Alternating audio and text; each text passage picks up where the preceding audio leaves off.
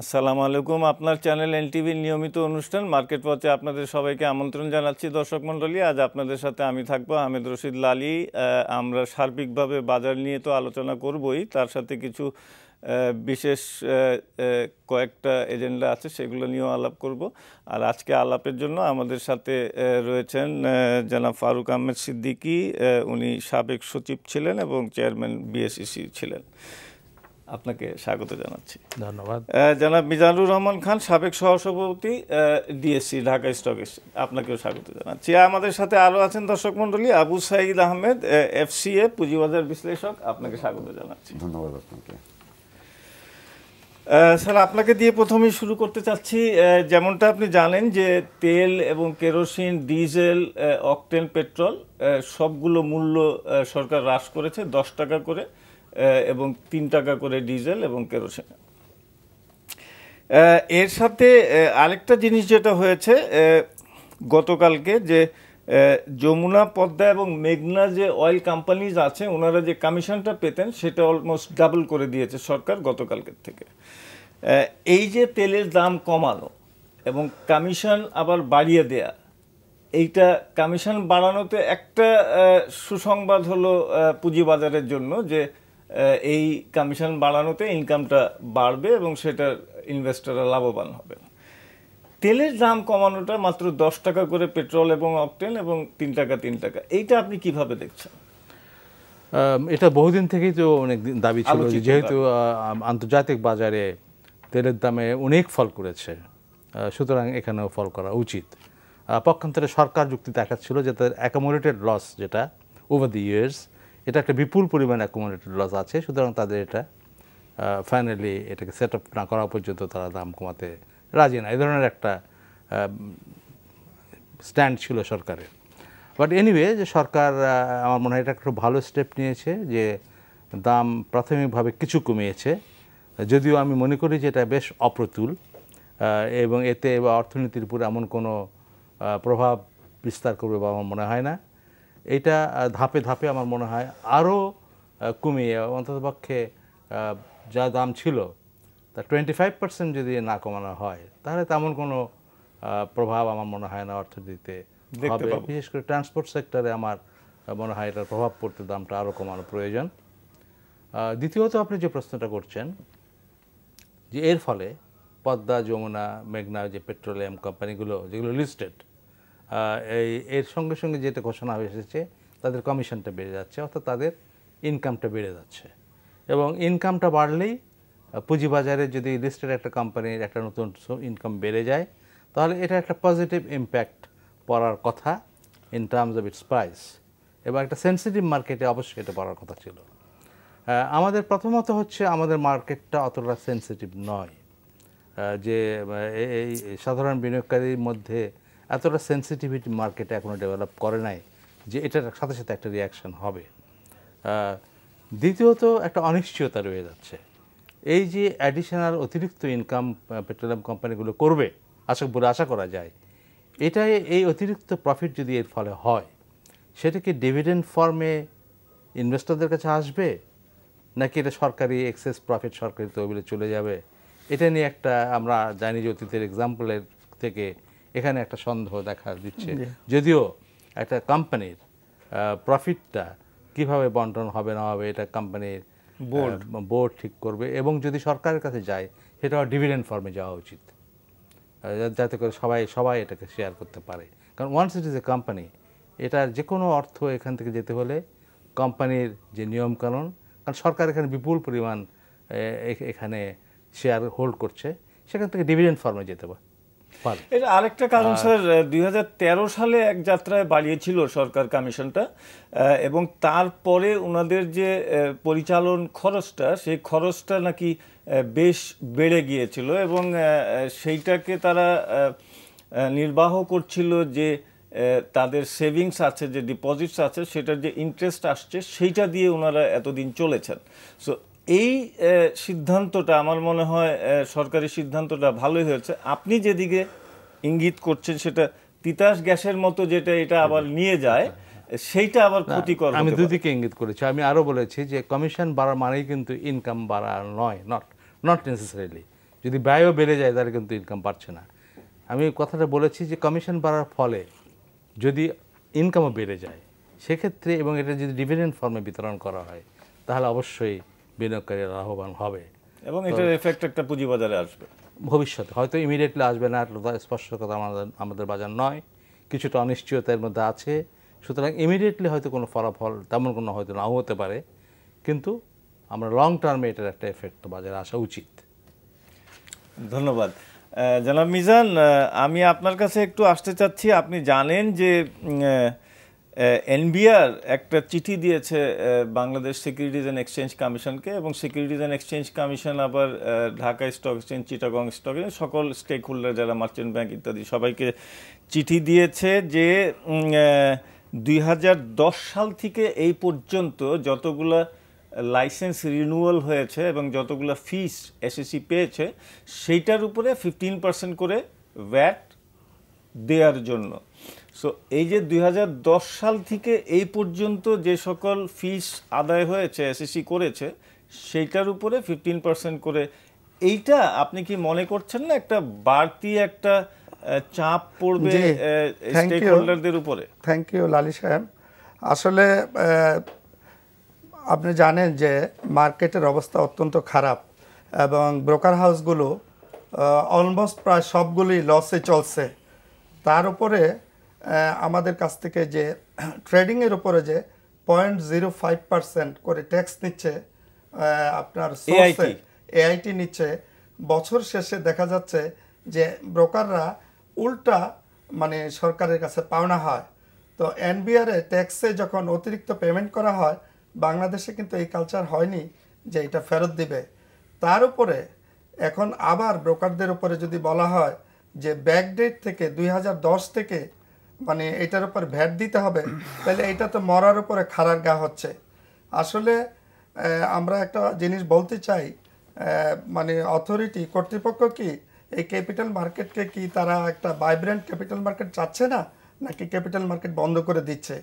তো এখন এই ট্যাক্সটা এখন যেখানে আমরা লুজিং কনসার্নে আছি, এই ট্যাক্সটা আমরা কোত্থেকে দিব? ভ্যাটটা আমরা কোত্থেকে দিব? এইসব ব্যাপারে আমি মনে করি একটা কমিটি হওয়া দরকার। বর্তমানে যে ক্যাপিটাল মার্কেটের অবস্থা, এটার অবস্থা কেন এত খারাপ এবং এটার জন্য কি করা যায়, কারণ আমি মনে করি কর্তৃপক্ষের অনেক ভুল সিদ্ধান্তের কারণে, এই মানিটারি পলিসির থেকে দূরে ভুল সিদ্ধান্তের কারণে আজকে ক্যাপিটাল মার্কেটের এই দশা। এবং এই ক্যাপিটাল মার্কেটের অবস্থা যদি এরকম চলতে থাকে তাহলে যে দেশের যে গ্রোথ বলা হচ্ছে যে 7% কিংবা তার উপরে যাবে, আমি মনে করি না যে এই গ্রোথটা মেনটেন করতে পারবে বা এই গ্রোথটা ভবিষ্যতে হবে।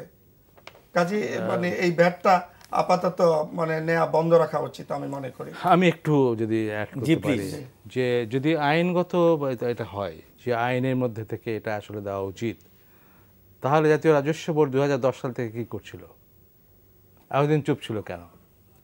এবং হঠাৎ করে যখন প্রতিটি ব্রোকার হাউস থেকে শুরু করে যে সমস্ত মার্কেট প্লেয়ার আছে তাদের শোচনীয় অবস্থা, অনেক ব্রোকার হাউস এখন বেতন দিতে পারছে না, ক্লোজার হচ্ছে, ছাঁটাই হচ্ছে, সেই সময় হঠাৎ করে 6 বছরের দাবি করা, এটা তো উপযুক্ত সময় নয়।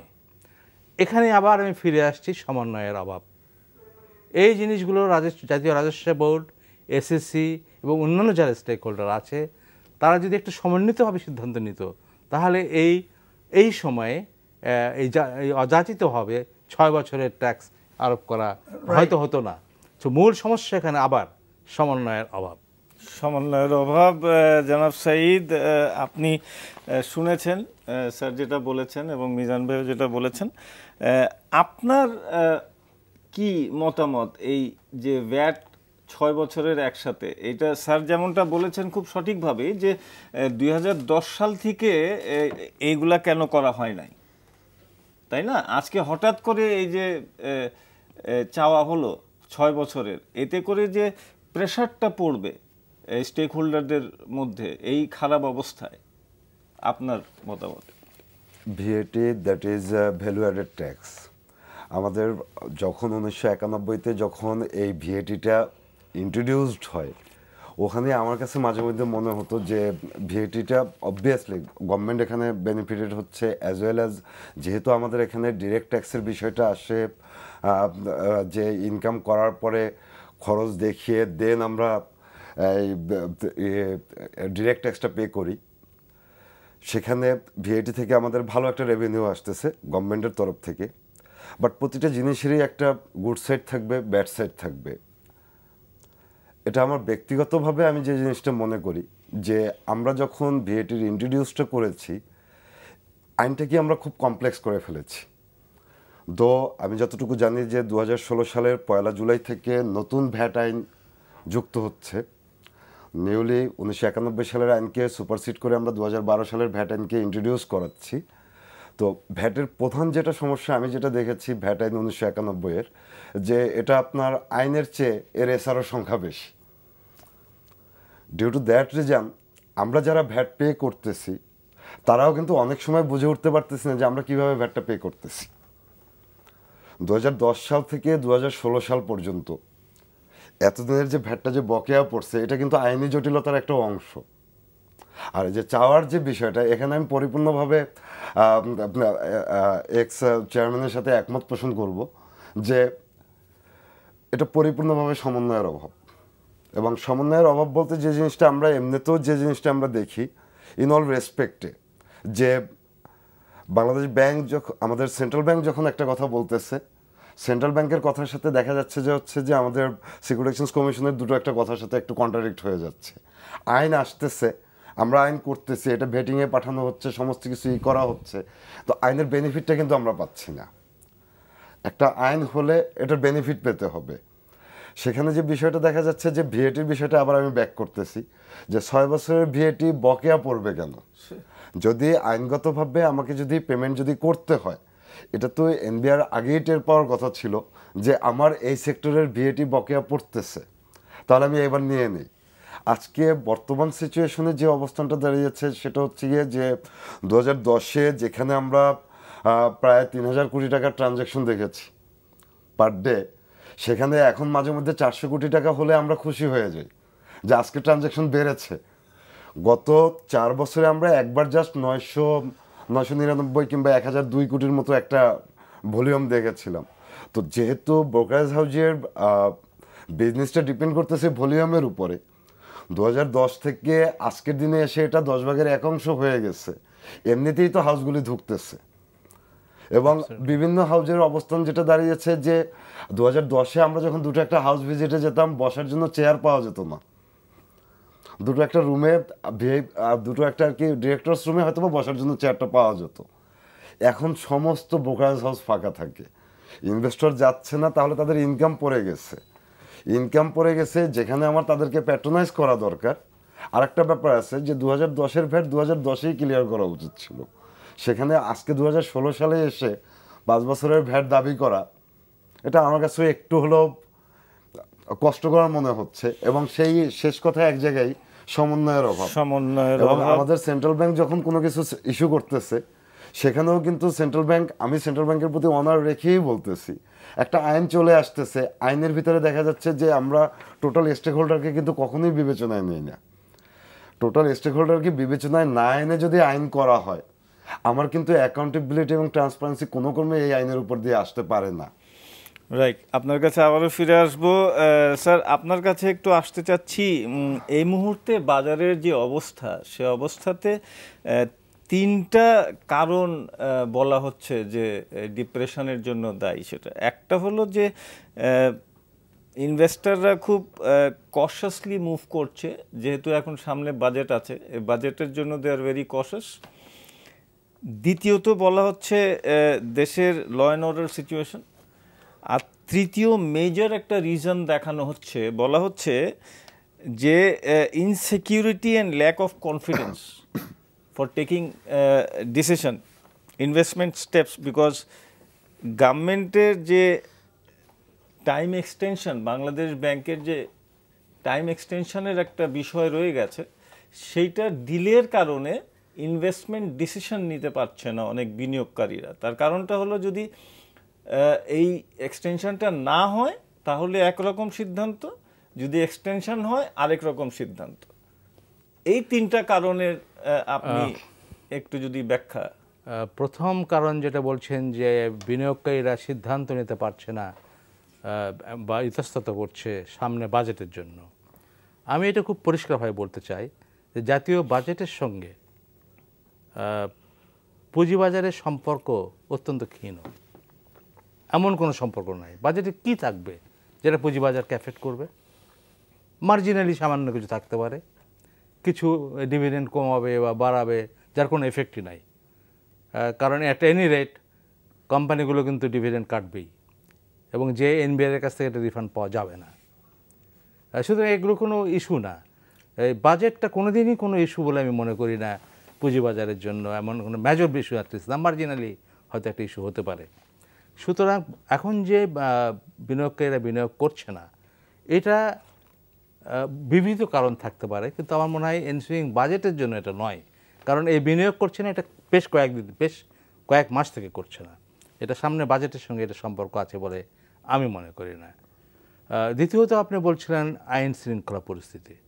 আমার মনে হয় না যে বাংলাদেশে আইন শৃঙ্খলা পরিস্থিতি বর্তমানে এমন কোনো খারাপ বা অবনতি হয়েছে যাতে করে মানুষ বিনিয়োগ করতে ভয় পাবে বাজারে। এরকম অবস্থা আমার মনে হয় নাই। আইন শৃঙ্খলা পরিস্থিতি মোটামুটি অ্যাকসেপ্টেবল। অ্যাবসলিউটলি। এবং কিছু স্ট্রে কেস হয়তো হচ্ছে, সেটা অন্য জিনিস, হয়তো রাজনৈতিক ব্যাপার হয়তো হতে পারে, কিন্তু এর জন্য পুঁজিবাজারে লোক বিনিয়োগ করবে না এইরকম পরিস্থিতি সৃষ্টি হয় নাই। তবে সামগ্রিকভাবে বাংলাদেশে বিনিয়োগ পরিস্থিতি ভালো না, এটা আমরা সবাই জানি। প্রাইভেট সেক্টর ইনভেস্টমেন্ট ইমপ্রুভ করছে না। এবছরের যেটা ফোরকাস্ট সেটা তো আরও অ্যালার্মিং, যে গত 2 বছর থেকেও এবার প্রাইভেট সেক্টর ইনভেস্টমেন্ট আরও কমে যেতে পারে, আশঙ্কা আছে। সেক্ষেত্রে ব্যাংকের সমস্যা, ব্যাংকের প্রাইভেট সেক্টর ক্রেডিট ডিমান্ড কমে যাচ্ছে, ব্যাংক প্রবলেম হচ্ছে। ব্যাংকের যদি আয় পতন ঘটে, কারণ প্রাইভেট সেক্টর ডিমান্ড কমে যাচ্ছে এবং তাদের অ্যাসেট কোয়ালিটিও ভালো নয় আমরা জানি। এবং আপনি বললেন আমাকে যে স্ট্রেস টেস্টে দেখা যাচ্ছে যে যদি ব্যাড ডেটা আরও বেড়ে যায় বা ডাউটফুল ডেটা আরও বেড়ে যায়, অনেক ব্যাংকেই হয়তো সমস্যার সৃষ্টি হবে। তো এইগুলো হচ্ছে আমার মনে হয় মেইন ইস্যু। তার সঙ্গে এই যে বিনিয়োগের পরিস্থিতির যে ব্যাপারটা, আইন শৃঙ্খলা পরিস্থিতি জড়িত না হলেও আমার মনে হয় রাজনৈতিক অনিশ্চয়তা এর সঙ্গে কিছুটা জড়িত থাকতে পারে। সেটাই হয়তো বলা হচ্ছে ওই জাতীয় না, বাট আইন শৃঙ্খলা পরিস্থিতি এমন কিছু খারাপ না বর্তমানে। আর আপনার সব শেষে যেটা বলছেন যে বাংলাদেশ ব্যাংকের যেটা ওভার এক্সপোজার, এটা বিক্রি করার একটা নির্দিষ্ট সীমা দেওয়া আছে বোধহয় 21 জুলাই। এইটার জন্য বাজার অনিশ্চিত। আমার মনে হয় এটা একটা ভ্যালিড রিজন হতে পারে যে যদি এটা উইথড্র না করা হয় তাহলে হয়তো কিছুটা সেল প্রেশার বাড়বে এবং তা বাজারের জন্য এফেক্ট হতে পারে, এবং অন্যান্য সেক্টরেও এটার একটা এফেক্ট পড়তে পারে। এবং অন্যান্য যাদের এই সমস্যা নাই তারা ভাবতে পারে যে বাজার পড়ে যাবে, এখন আমি বিনিয়োগ করবো না, দেখি এই ধরনের সমস্যা ওয়েট অ্যান্ড সিতে যেতে পারে। সুতরাং এই ব্যাপারে অবিলম্বে সুস্পষ্টভাবে বাংলাদেশ ব্যাংকের বলা উচিত এটা তারা ফার্দার এক্সটেনশন করবে কি করবে না, যাতে করে আমরা সুনিশ্চিতভাবে জানতে পারি যে কি হতে যাচ্ছে। অনিশ্চিত পরিস্থিতি বাজারের জন্য ভালো নয়। আপনি শুনলেন স্যার যেটা বললেন, বাজারের এই অবস্থা, স্যার বলছেন যে একটাই যে কারণটা যেটা বাজারের ডিপ্রেসড অবস্থায় নিয়ে যাচ্ছে সেটা হলো এক্সপোজারের যে টাইমটা, সেটা যত তাড়াতাড়ি হয় বাংলাদেশ ব্যাংক এটা should come up to say yes or no. যদি বাড়ে তাহলে সেটাও বলতে, আর যদি না বাড়ে সেটাও বলে দিতে, তাহলে পরে বাজারটা একটা নিজস্ব গতিতে চলে আসতে পারে যে ডিসিশন নিতে পারে। স্যার ঠিকই বলেছেন, কারণ এটা এনবিআর এর ট্যাক্সের টাইম বাড়ানোর মতো না, কারণ এখানে একটা অ্যাডজাস্টমেন্টের ব্যাপার আছে। যত কমই হোক সেটা হয়তো 2,000-2,500 কোটি টাকা, অনেক টাকা অ্যাডজাস্টমেন্ট হয়ে গেছে। এখন আমার মনে হয় 2,000-2,500 কোটি টাকা ইম্পর্টেন্ট না। যখন দেখবে লাস্ট পর্যন্ত এটা বাড়ানো হচ্ছে না, তখন তাদের সেলের আগে যে জনগণ রয়েছে, হাই এন্ড ইন্ডিভিজুয়াল রয়েছে, তারা বিক্রি করার আগে দেখা যাবে যে 5,000 কোটি টাকার সেল 1 মাসের মধ্যে নামবে, তখন কিন্তু একটা হ্যাবক হয়ে যাবে। আর আমি বলতে চাই এইটার টাইম বাড়াইলেও যে মার্কেট ভালো হবে মার্কেটে লিকুইডিটির প্রবাহ হবে, এটা কিন্তু হবে না। এটা আমরা বলছিও না। হ্যাঁ, এটা একটা সাময়িক রিলিফ হবে। তো এই ক্যাপিটাল মার্কেটের জন্য আসলে গভর্নমেন্টকে একটা বড় কিছু করতে হবে, কারণ এর মানুষের যে আস্থা, ইনভেস্টরদের যে আস্থা, এটা একদম তলানিতে চলে গেছে। সেই আস্থাটাকে আপনার রিগেইন করার জন্য এখানে লিকুইডিটি প্রবাহ করতে হবে। লিকুইডিটি প্রবাহ না করলে একদিকে হইলো আপনার দেখেন মার্চেন্ট ব্যাংকগুলো স্টাক আপ হয়ে আছে, বড় ইন্ডিভিজুয়াল তাদের কিন্তু ইকুইটি নাই। তো এখন ওইগুলো আপনাকে সলভ করতে হবে, আইদার কোনো একটা স্কিমের মাধ্যমে এখানে লিকুইডিটি প্রবাহ করতে হবে, অথবা এই যে যেমন মানে চায়নাতে, আমেরিকা, ইন্ডিয়াতে কি করেছে, গভর্নমেন্ট সেখানে ফান্ড সাপ্লাই করেছে, শেয়ার বাই করেছে, হয়তো ব্যাংকেই টাকাটা দিয়েছে, ব্যাংকে বলছে তোমরা বাই করো। আপনার $65 শেয়ার $1.50 নেমেছিল, গভর্নমেন্ট সেখানে ফান্ডিং করেছে, বাই করে যখন মার্কেট ভাইব্রেন্ট হয়েছে আবার এটা সেল করে উইথ প্রফিট নিয়ে গেছে। আমরা কিন্তু এই ক্যাপিটাল মার্কেটে গভর্নমেন্টকে টাকাটা এমনি দিয়ে দেওয়ার কথা বলছি না, এটা ফেরত দেওয়া হবে। ইভেন কি আপনার বাংলাদেশ ব্যাংক দেখেন, আপনি সরকারি ব্যাংকগুলোতে 5,000 6,000 করে টাকা দিচ্ছে, তাদের ক্যাপিটাল শর্টফল হচ্ছে। এবং সবচেয়ে অ্যালার্মিং হলো বাংলাদেশে আপনি দেখেন এই যে ব্যাংকগুলোর অবস্থা কি, ব্যাংকগুলো আপনার শর্ট মানে ডিপোজিট নিচ্ছে পাবলিক থেকে, তারা লং টার্মে ইনভেস্ট করতেছে। এখন এই যে অবস্থা, লং টার্ম তো না, এখন ইনফিনিটি হয়ে যাচ্ছে, ইনফিনিটি, কারণ কেউ দিচ্ছে না। আপনার ইতিমধ্যে আপনার গত ডিসেম্বর পর্যন্ত দেখা গেছে বাংলাদেশ ব্যাংকের রিপোর্টে 52,000 কোটি টাকা আপনার মানে এখানে লোন রিকভার করছে না, তারা পে করছে না। তো এর 85% সম্ভবত এটা কুঋণ হয়ে যাবে। এবং এটা যদি চলতে থাকে তাহলে 30-35টা ব্যাংক আগামী 2-3 বছরের মধ্যে আপনার তাদের ক্যাপিটাল শর্টফল হবে এবং তাদের অবস্থা খারাপ হয়ে যাবে। সেই ক্ষেত্রে গভর্নমেন্ট হয়তো সাপোর্ট দিবে। তো ক্যাপিটাল মার্কেটে 5-6 হাজার কোটি টাকার একটা সাপোর্ট ফর দ্য টাইমিং দিলে তো লিকুইডিটিটা বাড়তেছে। এখানে আরেকটা কথা আছে মিজান ভাই, আপনি যদি খেয়াল করেন, আপনি যে কথাটা বলছেন যে ব্যাংকগুলোকে টাকা দিচ্ছে কিংবা দিয়েছে, এর মধ্যে ঠিকই আছে, কিন্তু কার টাকা দিচ্ছে? পাবলিক, দিস ইজ দ্য ট্যাক্সের টাকা, ট্যাক্স পেয়ার্স মানি। ট্যাক্সের তো টাকা। এখন একদিক দিয়ে টাকাটা দুষ্টু লোকেরা নিয়ে যাবে, আরেক দিক দিয়ে যারা ভালো ট্যাক্স পেয়ার ওদের টাকা ওদিকে চলে যাচ্ছে। এইটা একটা বিতর্কের বিষয় আছে অবশ্য। আমি জানাব সাহিদ আপনার কাছে আসছি, সেটা হলো যে আপনি স্যারের কথাও শুনলেন, মিজান ভাইয়ের কথাও শুনছেন। মিজান ভাই এক পর্যায়ে বলেছেন যে লিকুইডিটি ইনজেক্ট করার জন্য। আপনার কি মনে হয় যে লিকুইডিটি ক্রাইসিস এই মুহূর্তে আছে? বিকজ ব্যাংকের কাছে উদ্বৃত্ত টাকা আছে, পুঁজিবাজারে যারা বড় বিনিয়োগকারী তারা কিন্তু সাইডলাইনে আছে, এখনো কি হবে ওনারা বুঝে উঠতে পারছেন না। সো কাজেই ওনারা যদি চলে আসেন বাজারে, লিকুইডিটির তেমন ক্রাইসিস আমরা কি দেখতে পাবো? আমরা যদি এক্সপোজার নিয়ে যদি একটু ব্যাকে যাই, সেক্ষেত্রে একটা ব্যাপার আমি একটু পরে আসতেছি।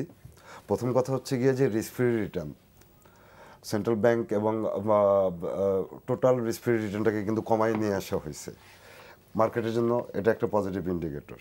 বর্তমান মার্কেট পি, যদি আমরা মার্কেট পি যদি দেখতে যাই, এটা এখন যে পর্যায়টা আছে ইনভেস্টমেন্টের জন্য খুব একটা ভালো অবস্থান বিরাজ করছে, অলমোস্ট 15%, অলমোস্ট ইসের কাছাকাছি আছে।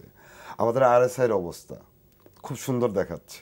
তাহলে অল ওভার যদি আমরা যদি মার্কেটের ইন্ডিকেশন নিয়ে যদি কথা বলতে যাই, স্যার বললেন যে আমাদের পলিটিক্যাল আনরেস্ট কিংবা আমাদের law and order situation almost ঠিক আছে।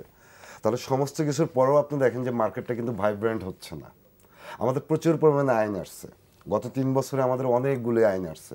2010-এর ধসের পরে 96-এর পরে যেরকম 96 থেকে 2010 পর্যন্ত আমরা আমাদের security exchange commission and other regulatory body আমাদেরকে যেভাবে ডে টু ডে ডেভেলপ করে নিয়ে আসছে, 2010-এর পরেও কিন্তু আমরা একটা ডেভেলপমেন্ট ফেজে ছিলাম। আজকে পর্যন্ত আমরা আসছি, ইভেন দো দ্যাট মার্কেট বাড়তেছে না। এখানে আমি যদি ব্যক্তিগতভাবে যদি দেখতে চাই কিংবা একজন ইনভেস্টর হিসেবে যদি দেখতে চাই, আমি দেখবো যে দুটো জিনিসের বড় সড়ো ঘাটতি, একটা মরালিটি আর একটা কনফিডেন্স। এখন ব্যাপারটা হচ্ছে গিয়ে যে কনফিডেন্স আসবে কখন? যদি আমার মরালিটি থাকে। এক্সপোজারের বিষয়টা হচ্ছে গিয়ে যে যদি আমাদের যদি আজকে আমরা এক্সপোজার নিয়ে চিন্তা মানে করতেছি, আপনি মোরালিটি বলছেন, কার মোরালিটি নিয়ে বলছেন?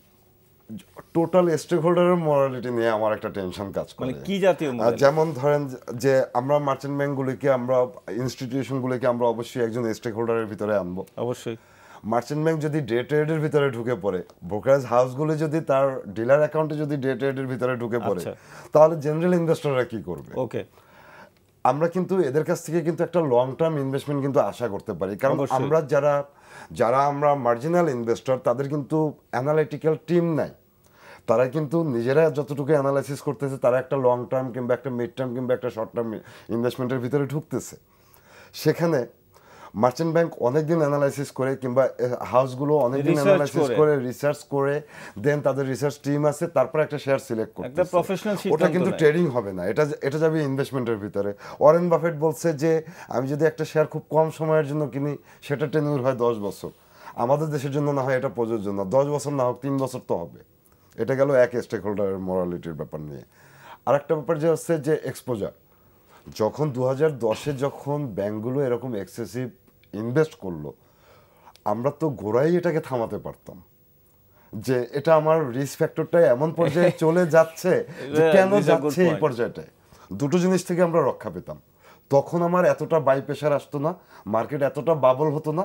মার্কেট যদি এতটা বাবল না হতো, মার্কেট এতটা ধসেও যেত না। ট্রু। আমরা জেনারেল ইনভেস্টররা কি, আমরা কিন্তু ব্যালেন্স শিট দেখে, ফিনান্সিয়াল পজিশন দেখে, না, কিন্তু ফিনান্সিয়াল এই যে পারফরম্যান্স দেখে কিন্তু আমরা ইনভেস্ট করি এই না। কথাটা যে জনাব সাহিদ আপনি বললেন, এইটার জন্য তো দায়বদ্ধতা তো নিতে হবে বাংলাদেশ ব্যাংকে। Central Because bank এর যখন নিতে হবে। 10% অফ দ্য লায়াবিলিটি ইনভেস্টমেন্টের কথা ছিল, তখন 30 পর্যন্ত ব্যাংকগুলো ইনভেস্টমেন্ট করেছে। তাহলে এটা তো আমার এখন- গোড়ায় হাত দিতে হবে। হ্যাঁ, তো তখন তো বাংলাদেশ ব্যাংকে 15 দিন পর পর রিপোর্ট যাচ্ছে, ইনভেস্টমেন্টটা কোথায়, 1 মাস পর Exactly. পর রিপোর্ট যাচ্ছে। তখন কেন বাংলাদেশ ব্যাংক সেখানে আটকালো না? তখন আটকালো না। এরপর আসি আমরা বোর্ড অফ ডিরেক্টরসে। কারণ বাংলাদেশ আমাদের সিকিউরিটি এক্সচেঞ্জ কমিশন প্রচণ্ড রকমের করিতকর্মা, সমস্ত দিক থেকে। ঢাকা স্টক এক্সচেঞ্জ করিতকর্মা, চিটাগাং স্টক এক্সচেঞ্জ করিতকর্মা। বাট আমরা কি করতেছি, 3 মাস পরের একটা ফিনান্সিয়াল রিপোর্ট পাচ্ছি, 1 বছর পরের একটা ফিনান্সিয়াল রিপোর্ট অডিটররা দেখে দিচ্ছে, 1 বছরের ডে টু ডে ট্রানজ্যাকশন অডিটররা দেখে দিচ্ছে 1 মাস বসে। তাহলে এখানে আরেকটা ব্যাপার চলে আসে, বোর্ড অফ ডিরেক্টরসের মরালিটির বিষয়টা। তারা কতটুকু মরাল? আমরা যারা মার্জিনাল ইনভেস্টর, আমরা ডিভিডেন্ড দেখতেছি, ডিভিডেন্ড ইল্ড কিন্তু দেখতেছি না। একটা শেয়ার আমার 96-এর একটা ব্যাপার চলে আসে যে 100% ডিভিডেন্ড দিবে, 100% ডিভিডেন্ড দিবে। একটা শেয়ার চলে গেল সেই 26,000 টাকায়, 100% ডিভিডেন্ড দিলে Rumour-এর তো উপরে। 100 টাকার একটা শেয়ারে 100 টাকা ডিভিডেন্ড আসতেছে। 100 টাকা যদি ফেস ভ্যালিউ হয়, সে 100 টাকা ডিভিডেন্ড দিচ্ছে। 26,000 টাকা ইনভেস্ট করে আমি কেন 100 টাকা নিব? এটা গেল আমাদের ইনভেস্টরের দৃষ্টিকোণ থেকে। এবার আসি যে হচ্ছে আমাদের রেগুলেটরের দৃষ্টিকোণ থেকে যদি আমরা একটা ব্যাপার দেখতে যাই, আমাদের স্টক মার্কেটের ইতিহাস কিন্তু অনেক বড় হয়ে গেছে, এখন অনেক দিনের হয়ে গেছে। আমরা কিন্তু টুকটাক কিন্তু একটা জিনিস দেখি যে এই আইনটা আসলে এরকম একটা ইম্প্যাক্ট পড়তে পারে, এই আইন আসলে এরকম একটা ইম্প্যাক্ট পড়তে পারে। যখন মার্কেটটা মোটামুটি একটা স্টেবল সিচুয়েশনে যায়, তখন হয়তো বা দেখা গেল কি যে নতুন করে একটা সিদ্ধান্ত আসলো। আমি রেফারেন্স টানবো না, কারণ আমরা প্রত্যেকেই যেহেতু পত্রিকা পড়ি, আমরা প্রত্যেকেই যেহেতু মার্কেট রিলেটেড, আমরা জানি এটা একজ্যাক্ট ওই ডিসিশনের উপরে বেস করে মার্কেট পড়ে গেছে। এই দেশে যদি আপনার সৌদি যুবরাজ পাঠাচ্ছে, খেজুর পাঠাচ্ছে, এটার জন্য যদি একটা ব্যাংকের শেয়ারের যদি দাম বেড়ে যায়, সেক্ষেত্রে মার্কেট কতটা ভালনারেবল এবং এটা ভাইব্রেন্ট হইতে কতটুকু নেয়। মাঝে মধ্যে তো আমার কাছে মনে হয় যে এটা আমরা তাসের ঘরের উপরে বসবাস করতেছি, এই বুঝি ভেঙে পড়লো। Thank you. আপনার কাছে আবারও ফিরে আসবো। স্যার, জনাব সাইদ কয়েকটা কথার তুলেছেন, সেইটার যদি আপনি কিছু বলেন সেটা বলবেন। আর আমি আরেকটা প্রসঙ্গে যেতে চাচ্ছি যে আপনি যেমন জানেন যে 60টা নতুন ইন্স্যুরেন্স কোম্পানি গত বছর তার আগের বছর লাইসেন্স দেওয়া হয়েছে এবং তারা অলরেডি মার্কেটে আছেন, লিস্টেড না, এগুলো সব এখনো লিস্টিং হয় নাই। আজকে দেখলাম পত্রিকাগুলোতে যে এদের যে অবস্থা, যে সেটা হলো যে ওনারা ইনিশিয়াল পেড আপ ক্যাপিটাল যেটা ছিল সেটা তো শেষ হয়ে গেছে, গাড়ি কেনা, রেন্ট দেয়া, স্যালারি দেয়া, এগুলোর মধ্যে চলে গেছে। এমনকি দেখা যাচ্ছে যে গ্রাহক সঞ্চয় যেটা ছিল সেটাও শেষ হয়ে গেছে। এই অবস্থায় এতগুলো ইন্স্যুরেন্স কোম্পানি, তার উপরে এই 7টা নতুন ইন্স্যুরেন্স কোম্পানি যেটা দেয়া হলো, এবং তাদের অবস্থা আজকে আমরা এরকম একটা পাচ্ছি, এ ব্যাপারে আপনার? এগুলো কি লাইফ ইন্স্যুরেন্স না জেনারেল? লাইফও আছে, জেনারেলও আছে। এটা তো মূলত ইডরা দেখার কথা। এটা আমি ইন্স্যুরেন্স এক্সপার্টও নই, কিন্তু তবে স্বাভাবিকভাবে একটা ধারণা বিরাজ করে বাংলাদেশে যে ইন্স্যুরেন্স কোম্পানি যেগুলো আছে, এটা এক হচ্ছে যা আমাদের প্রয়োজন তার থেকে বেশি আছে, যার ফলে এটা যে কম্পিটিশনটা হচ্ছে এটা আনহেলদি একটা কম্পিটিশন হচ্ছে। This is one. এই ধরনের ধারণাও বিরাজ করে, আমি জানি না কতটা সত্য, যে তাদের যে ফান্ডটা আছে ইন্স্যুরেন্স আইন অনুযায়ী, নিয়মকানুন অনুযায়ী সেই ফান্ডের যে একটা পোর্শন, এটা যারা এটার ইনশিওর করেছে তাদের জন্য থাকবে, লাইফ ফান্ড বিশেষ করে তাদের থাকবে, এবং সেখান থেকে তাদেরকে বোনাস দেওয়া হবে, এই ধরনের সেটা একটা ইনভেস্টমেন্টে থাকবে। হ্যাঁ, এবং ইনভেস্টমেন্টে থাকবে, এবং ম্যানেজমেন্ট কতটুকু খরচ করতে পারবে একটা লিমিটেশন থাকবে। তো এই জিনিসগুলো প্রপারলি হয় না বলে একটা সাধারণ ধারণা আছে। এই সম্পর্কে আমার মনে হয় ইডরা এটাকে ক্ল্যারিফাই করা উচিত যে আসলে ইন্স্যুরেন্স কোম্পানিগুলোর অবস্থা কি, তারা আইন অনুযায়ী চলছে কিনা, এবং যদি না চলে কারা কতটুকু আইন ভঙ্গ করছে।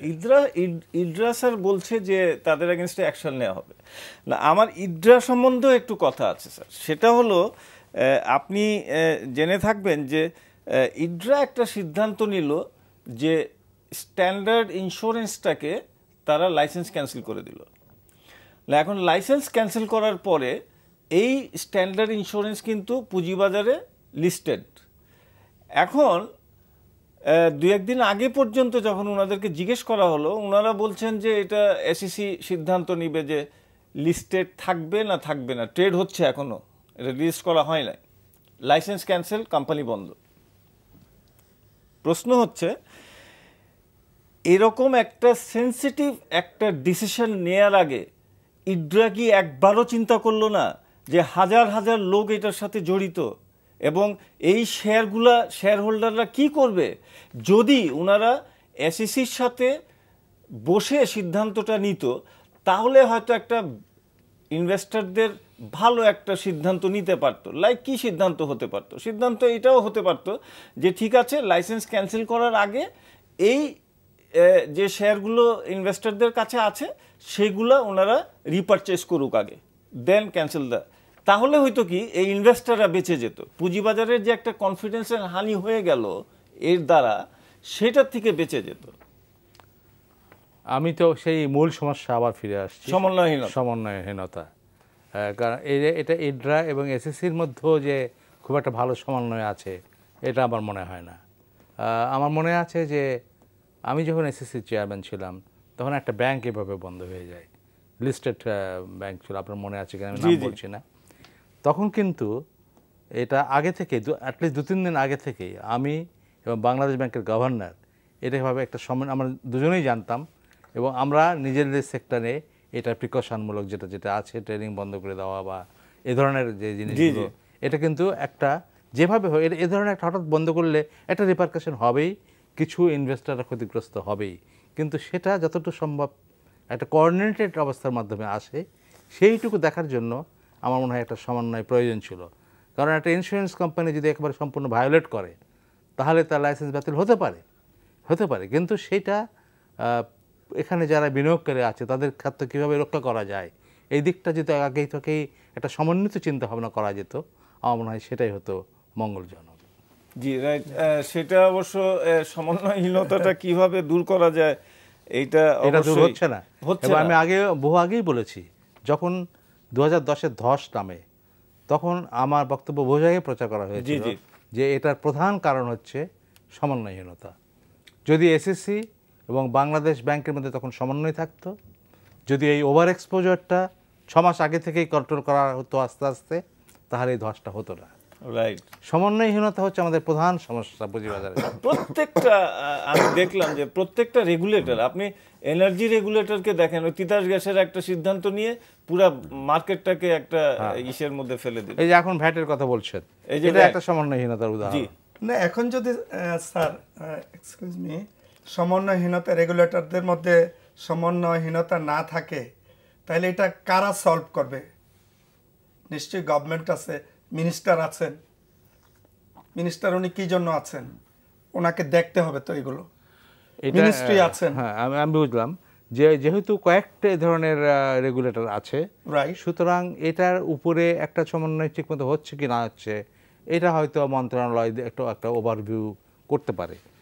আমি কোনো সময়ই সরকারের ইন্টারফারেন্স পছন্দ করি না রেগুলেটরি বডির উপরে, বাট এইটুকু তারা করতে পারে যে সমন্বয় ঠিকমতো হচ্ছে কি না এই ব্যাপারে একটা অগ্রণী ভূমিকা গ্রহণ করা, সিদ্ধান্তে কোনো অংশগ্রহণ না করা, বাট একটা দেখা যেদের মধ্যে যেন সমন্বয়হীনতা হয়। তবে এখানে লিডারশিপ নিতে পারে বাংলাদেশ ব্যাংক, কারণ তারাই সবচেয়ে বড় রেগুলেটর, সবচেয়ে পাওয়ারফুল রেগুলেটর, সবচেয়ে রিসোর্সফুল রেগুলেটর। সুতরাং তারা যদি নেতৃত্ব দিয়ে প্রতি 3 মাসে একটা সভা করে রেগুলেটরদের মাঝে, এটা আগে ছিল যখন মির্জা আজিজ সাহেব চেয়ারম্যান ছিলেন, পরবর্তীকালে যখন আমি চেয়ারম্যান ছিলাম, তখন কিন্তু বাংলাদেশ ব্যাংকের নেতৃত্বে বাবার 3 মাস পর পর একটা সমন্বয় সভা হতো, রেগুলারলি হতো। এটা এখন আমি জানি না কি কারণে হয় না বা হয়, আমি জানি না, তোমার জানা নেই। হচ্ছে না তো স্যার এখন তো এরকম, কারণ আমরা এটা রেজাল্ট চাই, রেজাল্ট তো দেখছি না। জি জনাব মিজান, আমরা শেষ পর্যায়ে আছি প্রোগ্রামের, 1 মিনিট পাবো হয়তো আপনাকে, যদি আপনি কিছু বলতে চান। জি থ্যাংক ইউ। তো সামনে বাজেট আছে, আমি মনে করি বাজেটে ক্যাপিটাল মার্কেটের অনেক দাবি দেওয়া থাকে, সেখানে হয়তো 2-3টা পয়েন্ট এটা কনসিডার করতে পারে। কারণ কথা হচ্ছে যে আনট্যাক্স মানি, সেই মানিটা অনেক কন্ডিশন দিয়ে দেওয়া হচ্ছে, আগে ট্যাক্স দিতে হবে, তারপর বিভিন্ন এজেন্সি দেখবে, এগুলি করার কারণে কোনো ভালো অ্যামাউন্ট আসছে না। তো আমি মনে করি লাস্ট বারের মতো একটা উইদাউট কন্ডিশনে যদি আনট্যাক্স মানিটা, যেমন জমি বিক্রি করলো একজন, 20 লাখ টাকার দলিল হয়েছে, সে 1 কোটি টাকা জমি বিক্রি করছে, বিদেশি টাকা, এরকম অনেক টাকা যে কোনো কারণেই হোক এটা মূল ইকোনমিতে আসে নাই। কারণ আপনি দেখেন যে এইসব টাকা পয়সা মালয়েশিয়া চলে যাচ্ছে, কানাডা চলে যাচ্ছে, আমেরিকা চলে যাচ্ছে, এবং ওইসব দেশ কিন্তু ওইসব টাকা তাদের এখানে ইনভেস্ট করলে কোনো কন্ডিশন নাই, ট্যাক্সও দিতে হয় না। এই জিনিসটা ক্যাপিটাল মার্কেটের জন্য গভর্নমেন্ট সর্বশেষ এইবার চিন্তা করতে পারে, এবং উইদাউট কন্ডিশনে আনট্যাক্স মানি। আর যেটা ইকুইটি মাইনাস অ্যাকাউন্টগুলো রয়ে গেছে, সেইগুলোর একটা সলিউশন এই যদি বাজেটে কোনো লিকুইডিটি দিয়ে সাপোর্ট দিয়ে কোনো প্রজেক্ট দিয়ে করতে পারে, তাইলে এখানে লিকুইডিটি প্রবাহ হলে স্যারও বলছেন যে আস্থাটা বাড়বে, আর আস্থা বাড়লে যারা সাইডলাইনে বসে আছে অনেক ফ্রেশ ইনভেস্টর আসবে, মার্কেট ভালো হবে এবং ইকোনমির জন্য ভালো হবে। মার্কেট ভালো হবে, ইকোনমির জন্য ভালো হবে। 30 সেকেন্ডে আপনি শেষ। মার্কেট নিয়ে আমি বরাবরই আশাবাদী, মার্কেট ভালো হবে। বাংলাদেশের যে ইকোনমিক যে অ্যাটমসফিয়ার বিরাজ করতেছে, তাতে মার্কেট অবশ্যই ভালো হবে। আমাদের যে জিনিসটা দরকার সেটা হচ্ছে গিয়ে সমন্বয়। আরেকটা ব্যাপার যেটা দরকার সেটা হচ্ছে গিয়ে মরালিটি। বাজেট যে রকমেরই হোক না কেন, মার্কেটের উপরে আমাদের ইনভেস্টরদের যে ব্যাপারটা মাথায় রাখতে হবে, জুজুর ভয় যাতে না দেখি, ভয় পেয়ে যাতে শেয়ার না ছেড়ে দেয়, মার্কেট অবশ্যই ভালো হবে। প্যানিক যাতে না হই আমরা, ইনভেস্টর যারা আমরা আছি, আমরা প্যানিক যাতে না হই, আমরা সঠিক সিদ্ধান্ত যাতে সময় মতো নিতে পারি, এই শেষ কথাটা বলে আজকের মতো দর্শক মণ্ডলী এখানেই শেষ করতে হচ্ছে, সময় একেবারেই নাই। আগামীকাল আবার এই সময় একই চ্যানেলে আমাদের সাথে দেখা হবে। আপনারা এনটিভি দেখতে থাকেন। আসসালামু আলাইকুম।